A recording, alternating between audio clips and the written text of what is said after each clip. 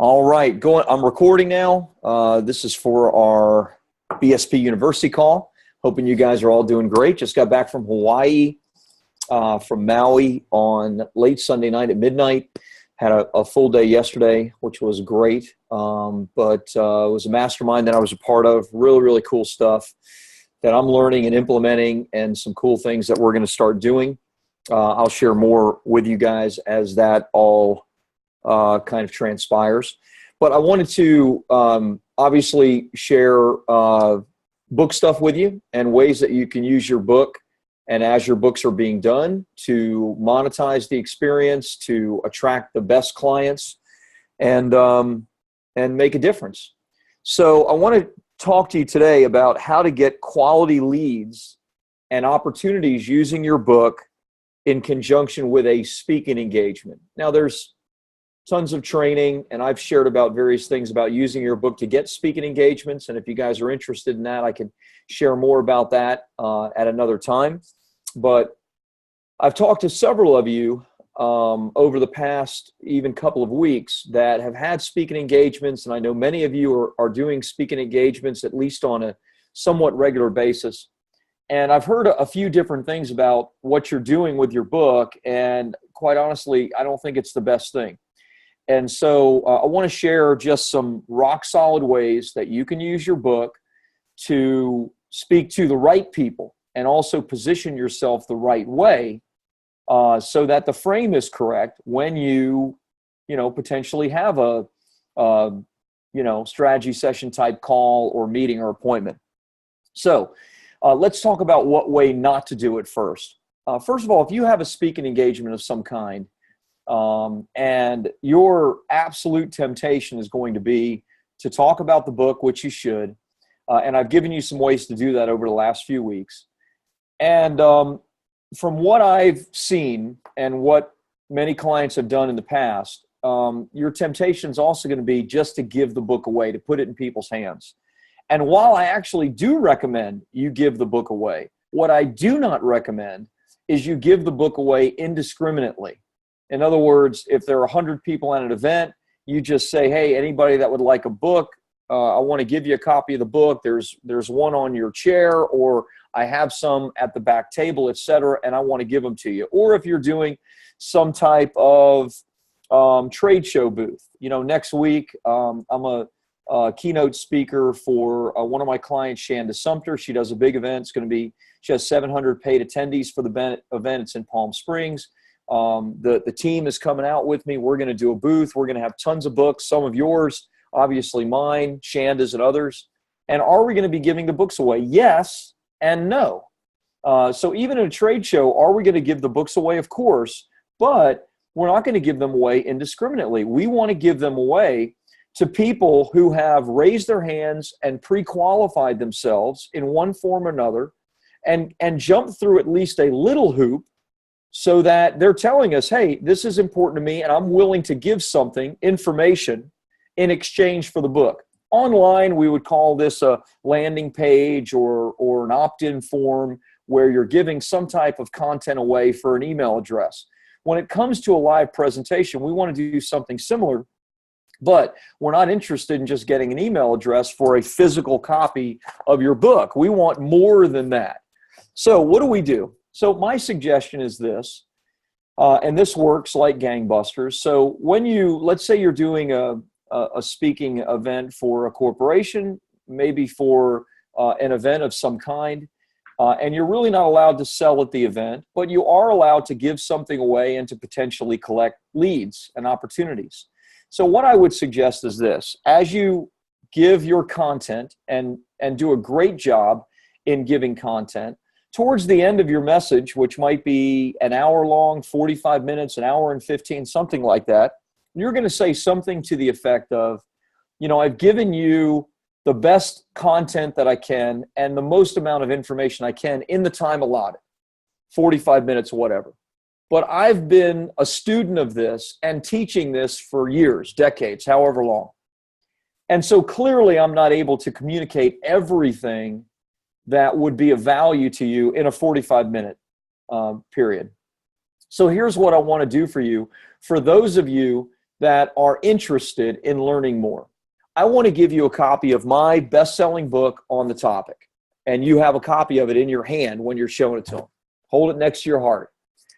I want to give you a copy of my best-selling book, and I want to give it to you for free. Now, look, there's 100 of you here. I didn't bring 100 copies to give it away, so here's what we're going to be doing.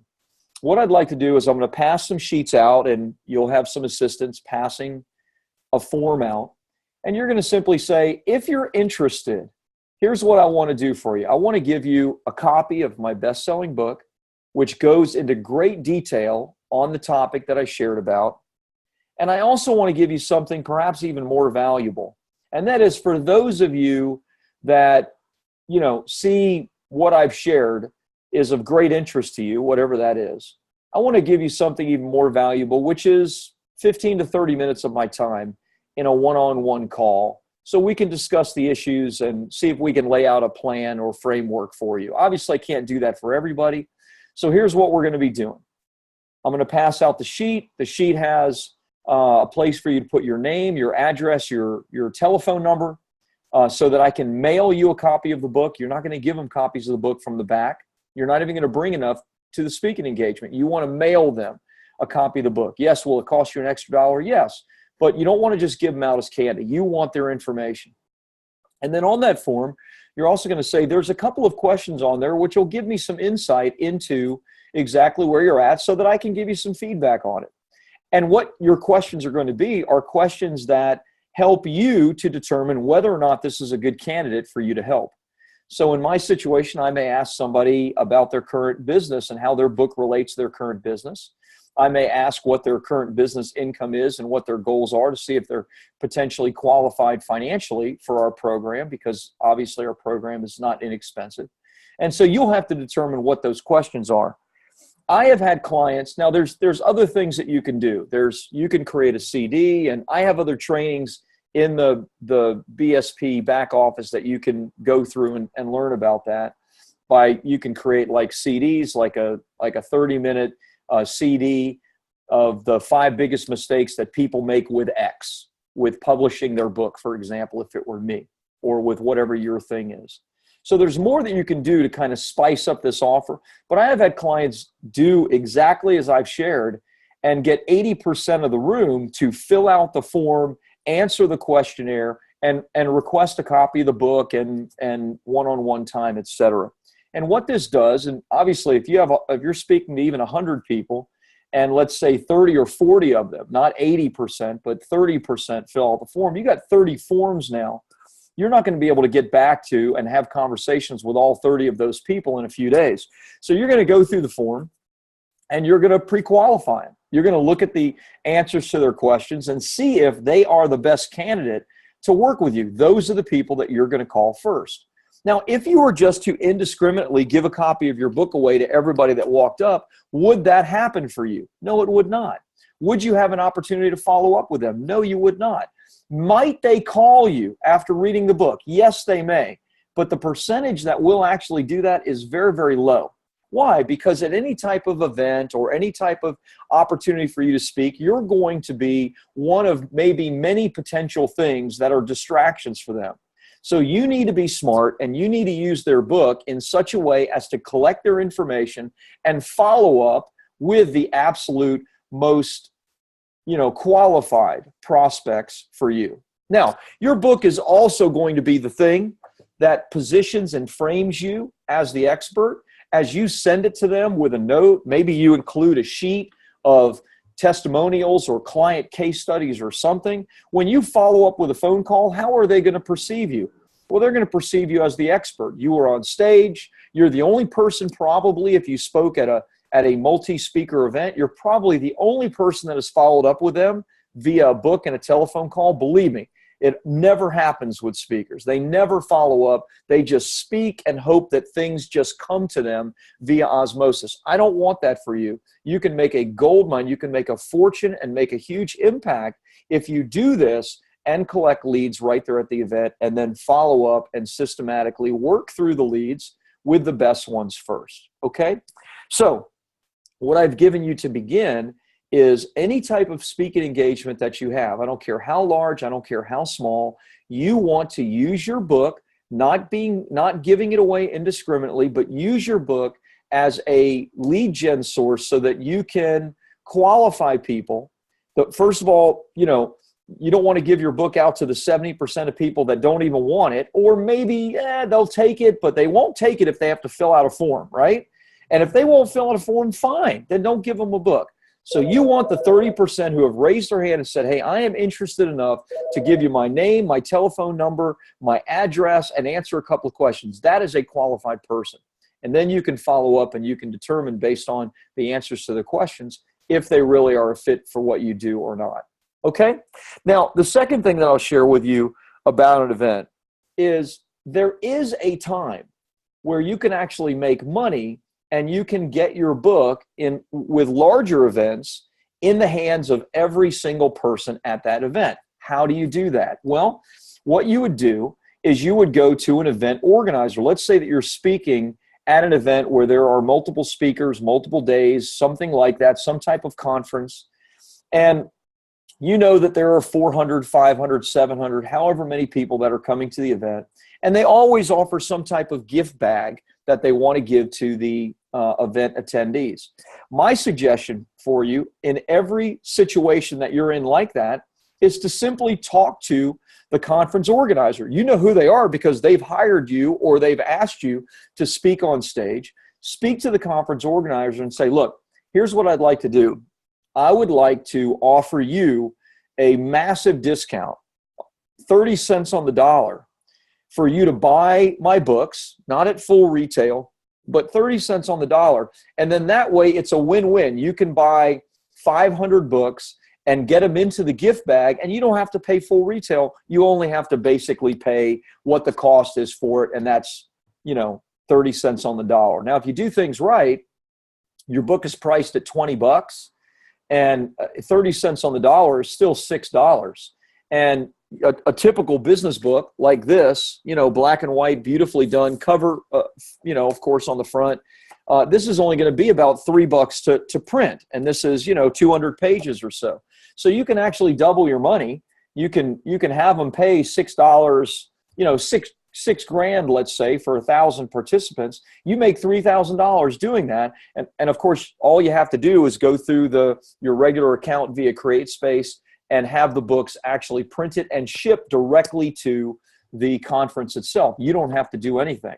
It's a massive win-win. You still make a few $1,000. The organizer themselves gets great content at 30 cents on the dollar. And guess what?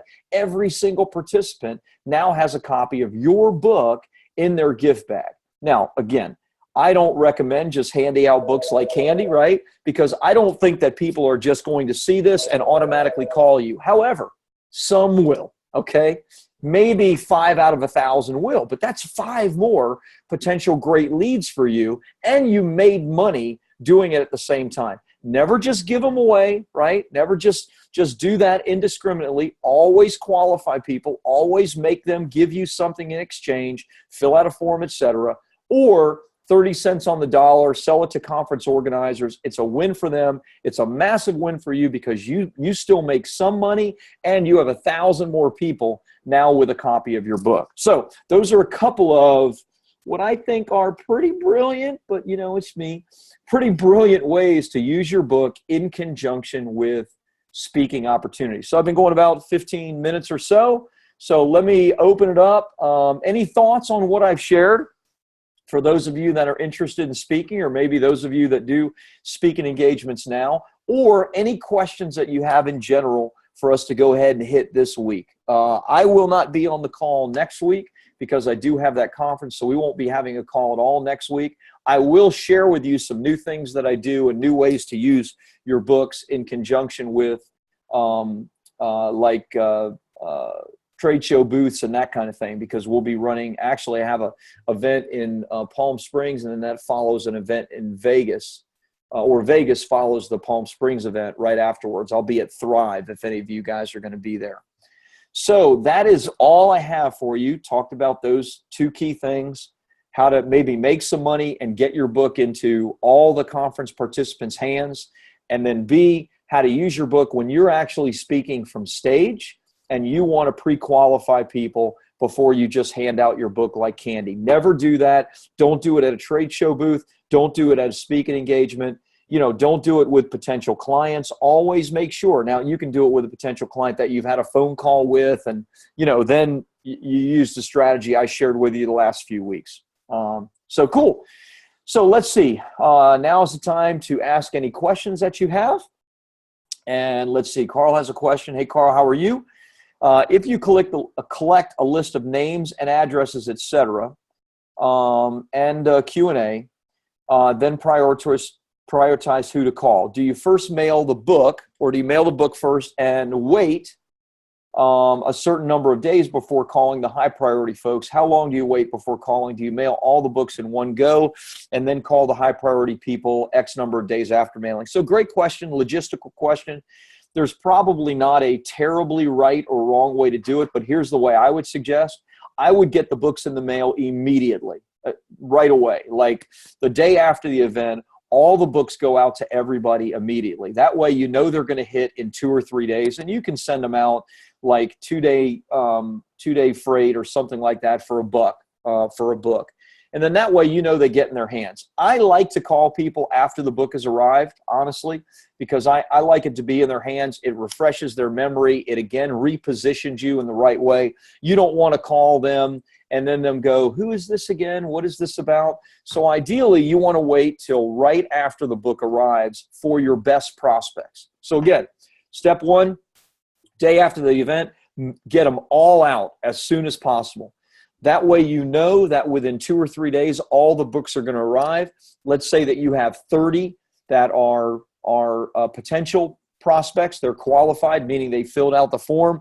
Let's say of the 30, 20% or 6 of those are your top priority clients. Then I would try to call all 6 of those people on the first day after their book arrived. Okay. Now, maybe a little secret, a little tip also that would be helpful. And those of you that have come through our author development coaches and through our normal process, then we also want our clients to watch some videos that help to, maybe not a great word, but indoctrinate people as far as who we are and what our process is. That is also recommended for you as well. If you don't have that collateral, then you need to create it. But my suggestion would be, you're not just sending them the book, but on that first phone call, you're saying, hi, Brenda, it's Rob Kosberg. Hey, we met at the conference. You requested a copy of my best-selling book. Did you get that? And you have a pretty good idea that it arrived yesterday. So you're asking that question, but you have a pretty good idea that the answer is yes. Brenda says, hey, yes, I did. Thanks so much for sending it. Great, Brenda. What I would do on that initial call is a little chit-chat. Hey, where am I calling, by the way? What's the weather like there? How are you? Just get to know each other's stuff. And then I would say, here's what I'd like you to do, Brenda. I have the form that you filled out right here in front of me, and you told me that your biggest challenges were this, and that this is what you're kind of working with. Is that right? Yes, that's right. Okay, great. So here's what I'd like you to do. On page 73 and on page 106, I actually talk about these challenges in a case study that I did. So here's what I'd love to do. I'm going to send you a couple of videos that I'd like you to watch that talks about our process. And then if you could, just find some time to read a few pages, 73 to 75, 106 to 111, just so you can kind of see what our solutions were for the similar kind of challenges that you're facing. How does that sound? Sound good? And then let's do this. Let's schedule a call where we can get on the phone and really determine what the best course of action is for you. How is Friday at 3 o'clock, or would 5 o'clock be better? 5 o'clock's great, fantastic. So you're set for Friday at 5. And between now and then, please read at least some of the book. Maybe you want to read the whole thing, and then watch those videos I'm going to send you. How does that sound? Sounds great? Great. So see what I did there? Basically, got to know each other, little friendly, warm and fuzzy. The book is there. I am not going right into my consultative sales appointment. What I'm doing is I'm further framing and positioning, because I want the work to be done for me. I want I want someone already to see me for the value that I bring.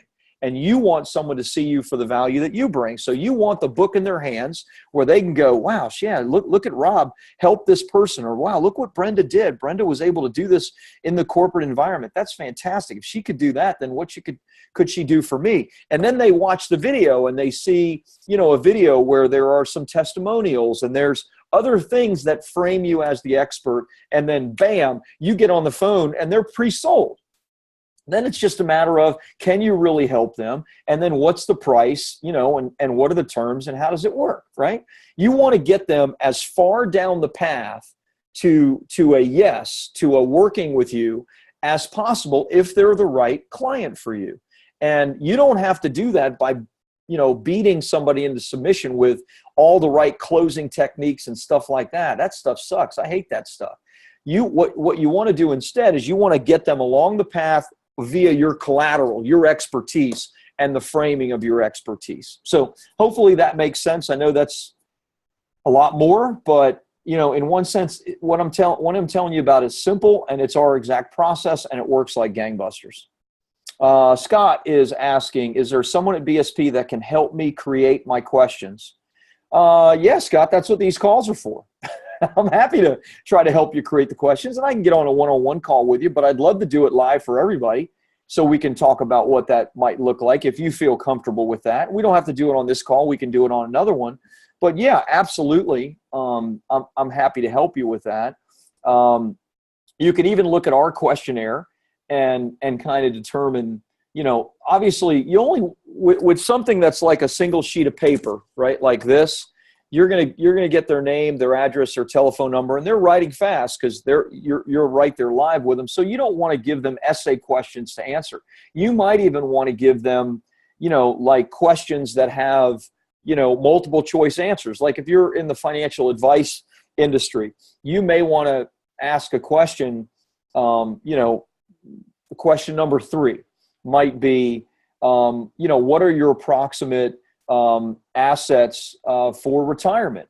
0 to 250,000, 250,000 to $1 million, $1 million plus, right? So you can know, wow, somebody had circled $1 million plus. That's probably somebody that I want to get on the phone with, right away. Or, if you were doing something specific in the financial advice, and you may say, well, gosh, that's really intimate. Well, it is and it's not. It's not the first question you're going to ask, but it's pertinent information to your expertise. So you need an answer for that. So you want to try to ask them questions that are going to give you the information that you need insofar as determining whether or not that's someone that you can really help with what you do. So hopefully that makes sense. And if you want to jump on, and Scott says, that's really helpful, I will get back to you after more thoughts. Sounds great, brother. Doug says, hey, Rob, great information. How can I use my new book to get speaking engagements at industry trade shows? So cool. Let me read what Carl says, and then I'll go back to that. Carl says, yes, that would be really helpful for you to live develop some qualifying questions. Totally cool. Carl's also asking how many questions, presumably 3 to 4 choices is answered. Yes, so I would say no more than 3 questions, Carl, and I would say 3 multiple choice answers is more than enough. And you want to try to avoid, too many because you don't want to make it like onerous for someone to fill out. You want to make it as simple as possible. So let me go back to yours, Doug. I just wanted to kind of finish that train of thought before we go on to a completely new train of thought about how to get speaking engagements at industry trade shows. So we've had a number of clients do exceptionally well at industry trade shows. In fact, trying to see if I can spy one book that comes to mind. I did a book for a client called Red Flags. He's in a very narrow industry. He actually provides internet security for mid-size RIA firms in the financial, these are financial advisory companies. And his average client spends about $50,000 a year with him. So these are good-sized firms, and they have massive requirements from, I guess, the SEC and FDIC or whoever, as far as like cybersecurity, which we know how important that is. Consider what just happened with Equifax. Anyway, so his average client spends $50,000 a year with him. Well, he used this book, and did a couple of simple things, which I'll share with you in a second, and landed a trade show opportunity to speak at a trade show in front of RIA firms. And at that trade show, because of his speaking engagement and because of the exact process I just laid out to you, using his book to generate leads exactly as I just explained, he brought on 13 new clients at an average of $50,000 a year. And I asked him, how long does a client stay with you? Because, do the math. That was like $650,000 of revenue per year, like right at one trade show. He wrote this whole testimonial and gave me a picture and all this stuff. And it was almost like, I can't even use this testimony because people will read that and go like, oh, that's impossible. That won't happen. Because he says the average client stays with him like 8 years. I'm like, you got like, $4 million worth of business from one trade show, but that's the nature of his business. Anyway, so how did he land that trade show, and how might you land trade show speaking opportunities? So obviously the absolute best way, there's a couple. I'll give you the best way. The best way is if you know somebody, right? If you know someone, let me say this, even if you do know somebody that heads a conference or an association and is involved in a trade show type thing, even if you know them, you can't get on stage generally unless you're an author. So you already have to have a book. But if you have a book and a relationship, then that relationship is the first place that you should start. And if you have a relationship of a relationship, friend of a friend, then always start there. How would I start there? Well, I'd start there with any way that you start with a friend, depending on the level of your relationship. And then I would go from there into getting a copy of your book into their hands and sharing with them based on the content that they're providing in the trade show, meaning what's the theme of this trade show, and how what you teach fits hand in glove into the theme of their trade show. Okay. So you say, well, Rob, if I had all these relationships, I wouldn't need your help. I just do it, right? Okay. So let's say you have no relationships whatsoever. Obviously it's harder, but what you need to do is you need to start the relationship. So there's a couple of pieces to this. One piece is framing yourself as the expert, the person that is ideal to speak, on their stage on whatever topic it is that they need. So the first thing you have to do is you have to have a list of the opportunities that you have. What are the upcoming trade shows? Are they regional? Are they national? How big are they?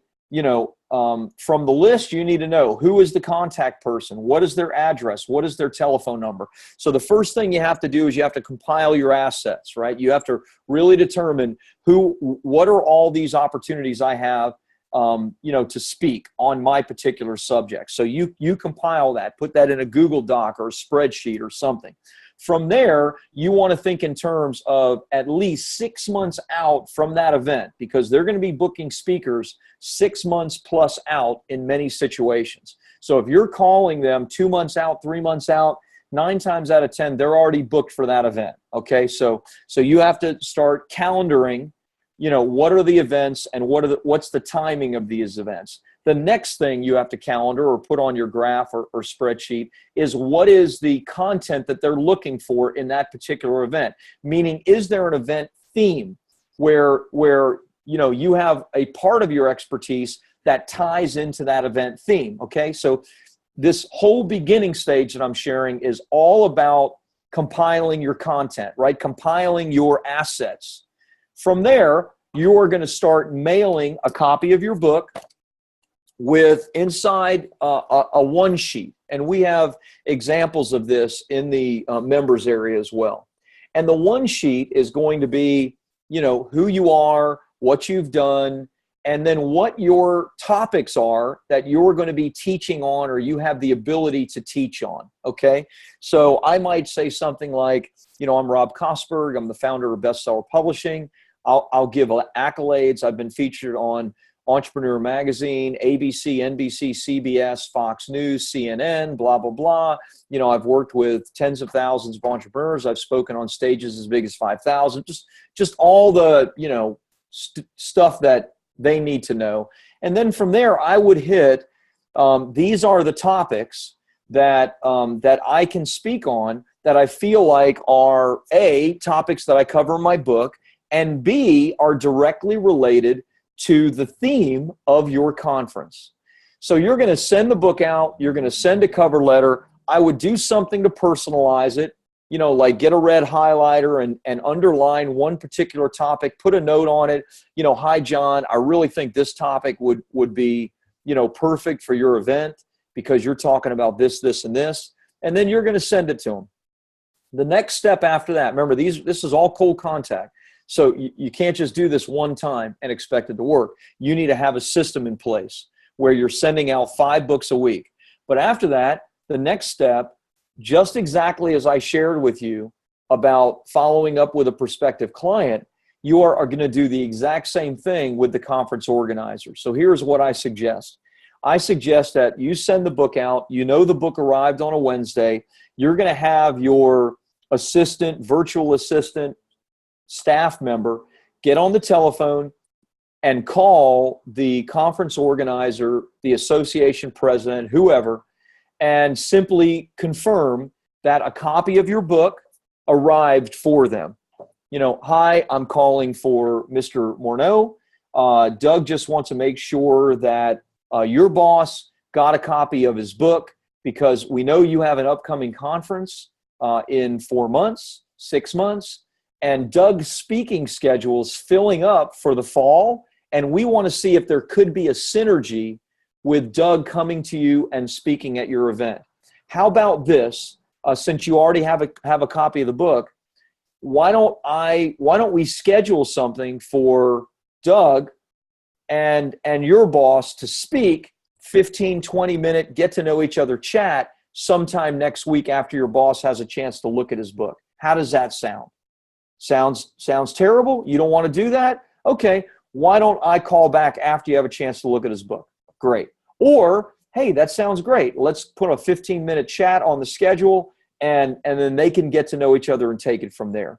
What you'll see, Doug, with this process is that a percentage of these people, and as high as 10%, 20%, are going to start scheduling calls on a regular basis. And if you're sending out 5 books a week consistently, then you're going to be able to schedule 1 to 2, and not you, but an assistant, 1 to 2 calls a week that will build up all of these opportunities for speaking. Now, what happens when you're on the phone with something? You're beginning to build a relationship with that person. And if you're speaking on a stage in an industry that you've been in for a long time, then what's going to happen? Well, you're going to have mutual friends. You're going to have mutual clients. You're going to, I was on the phone with somebody this morning who was referred to me by another friend, and he said, hey, I was referred to you by this friend, and he says you're the guy I need to speak to. And I was like, oh, how'd you get in touch with him? And he goes, well, that guy referred me to this guy who referred me to you. And I go, what's funny is I actually did the book for the guy that is your buddy in Australia that referred you to another guy, probably because he thought you didn't need book help since your book's already done and blah, blah, blah. So, I was just in the conversation because we're in the same industry. I was able to say not only the guy that referred you, but the guy that you really look up to, I did his stuff. I did his book. I've helped him with his book launch. I've gotten him on TV, blah, blah, blah. So you're going to be on the phone. You're going to be getting to know people, but you're going to find all the synergies, and bam, the relationship is built there. And you're framed as the best-selling author and as the expert. So, wow. As my friend likes to say, that's a lot of words. I hope that's helpful. There is a process, and you can't just, it's not just magic. It's consistent effort in conjunction with the frame and the magic of your book that opens these doors for you. So, Doug, hopefully that makes sense. Let me know that was like crystal clear. Doug says that was excellent. Great to hear, brother. All right, Nancy's asking a question. Just finished my 3rd book in a series, political thriller, but decided to retitle book 2. New cover, over 10% edits, got it, and a re-release. Should I re-release book 2 and wait 10 days and then publish book 3, or put them both out at the same time? The only reason I wouldn't put them both out at the same time, Nancy, is that you're going to have to work in launching either one of these books. And, if you try to do both of them at the same time, then it takes up it's going to take a lot of time. I mean, we'll do as many as 2 or 3 book launches a week on our other side, but I have a whole team of people doing that. So you're better off doing it right for one than doing it halfway for 2 at the same time. So I would probably say, just because of mental and emotional resources that you have, unless you have a whole team that can help you with this, I'd say do one after the other. Re-release book 2, relaunch it, the whole way we teach, with paid ads and press releases and social media and all the bells and whistles. And then 10 days or 2 weeks or whatever afterwards, go ahead and release book number 3, new press releases, new paid ads, new everything. And you'll get crossover from both of those things. In fact, both of those books will be in the bestseller category around the same time. And if it's the same category, then you'll get some feeder from one to the other. People buy book 3 because they'll be interested in the title, and then they'll go and buy book 2 and vice versa. But so I would wait, depending on the resources that you have available to do all of this work. It is obviously a lot of work. Nancy says, hoping to maximize activity. Well, there's a lot of activity in launching a book, so you're going to have maximum activity going. That's for sure. And I know what you mean. You mean maximum activity on one book leading to another and vice versa. Don't worry about that. If you launch them reasonably close within a couple of weeks of each other, you're going to maximize crossover. So don't worry about that. And you can launch them both at the same time if you have the bandwidth to do that. We do. But it's a lot of work. You're writing 6 press releases now. You're posting for 2 books. You're doing paid advertising and doing all of the stuff, for both books. So it's a little much, I think, at the same time. I would wait personally, if I were you. So hopefully that's helpful. Nancy says, yep, thank you. You are welcome. So good stuff. At least I hope you think it is. I'm telling you, this stuff works. I can tell you clients who have done this stuff, like Richard Maybun is the client I shared with you about, who did the book, the Red Flags book. And you can see his testimonial on our homepage. I mean, he's the one that cites the numbers. The stuff works. Trade shows are fantastic if you're selling some type of consulting, coaching, obviously any types of events. The event that I'm doing next week, the one that I am a keynote speaker on, and we have a booth there, I wasn't paid. I paid $25,000 to be the keynote speaker and to be a sponsor of that event for my client, Shanda Sumter. I paid her $25,000. Why? Because she has 700 people that, for the most part, are my ideal clients. So my expectation is to make, $200,000 to $300,000 from that event. So, somewhere down the road, you may say to yourself, you know what, I have my back end dialed in so well, like being able to sell my services, sell my coaching, sell my consulting, that you decide, instead of worrying about, speaking only at the events where they'll pay me, I'm going to speak at all kinds of events, and I'm going to write the check, because I know when I write a $10,000 check, I get $100,000 in return. So when you have all that back end dialed in, you can start doing that, and then your whole world opens up as far as the type of stages that you could speak on. So anyway, I don't see any other questions. If you have another question, then please go ahead and type it in now. Otherwise, we've been going about 40 minutes, which is a good long time. A lot of content there, a lot of cool stuff. I have recorded everything, and we'll download it, and we'll have it in our bestseller publishing members area within 4 or 5 days. So you guys are great. Thanks so much. Remember, no call next week, but we will have one the following week after that. You guys are great. Have a great week. Talk to you soon.